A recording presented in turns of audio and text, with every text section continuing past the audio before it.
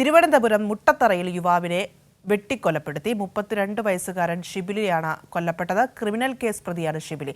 സുലേഖ, എന്താണ് ഈ സംഭവം? പോലീസ് പറയുന്നത് എന്താണ്?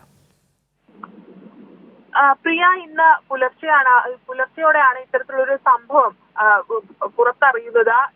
സംഭവത്തിൽ തിരുവനന്തപുരം മുട്ടത്തറയിലാണ് യുവാവിനെ കൊല്ലപ്പെട്ട രീതിയിൽ കണ്ടെത്തിയത്. 32 വയസ്സുകാരൻ ഷിബിലിയാണ് കൊല്ലപ്പെട്ടതെന്നാണ് മനസ്സിലാക്കുന്നത്.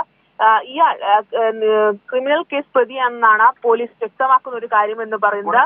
നിലവിൽ പൂന്തുറ പോലീസ് ഈ സംഭവവുമായി ബന്ധപ്പെട്ട് കേസെടുത്ത് അന്വേഷണം തുടങ്ങിയിട്ടുണ്ട്.